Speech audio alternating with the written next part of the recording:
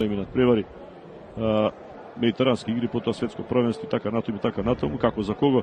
И остана уште една борба, некако брзо се одвиваат овие финални дуели. Александар Стојанов до 125 килограми во црвен дрес или во црвен агол против Увејс Фейзулаку. Инаку само да напоменем дека Нуров претходно против Александар Симовиќ. Најверојатно Никола и Александар се браќа. Да. И Столев Тимов го победил. Да. Така што ова беше вистинско финале. Во претходната борба, но видовме како заврши Нуров доминантен, а сега ова последно Александар Стојанов против Увејс Фейзулаку. Александар е еден од така ветераните во борењето, од Радовиш, од Бучим, еден од поуспешните борачи на Бучим. И добро што има желба уште да се надпреварува. Инаку само да поминеме, ова не е последна борба, туку е најтешката категорија, потоа ќе следи борбата до 86 килограми. Каде што Дејан Митров треба да се бори против Илија Танасов, така е најавено.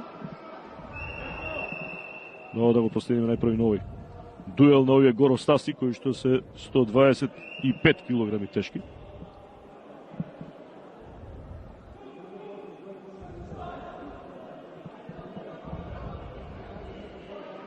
За сега 0-0.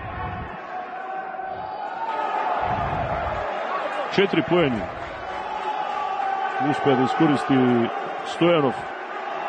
Треба да внимава сега да не... Сега уште 4 поени. 8-0.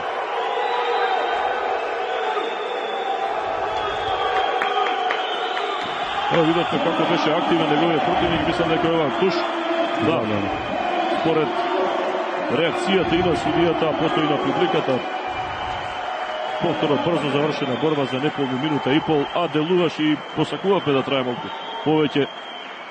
Се работи за двајца македонски надпреварувачи кои што се во ова најтешка категорија која своевремено имаше Бобан Данов, како заштитен знак беше во таа категорија и освојувач на медали на младински првенства.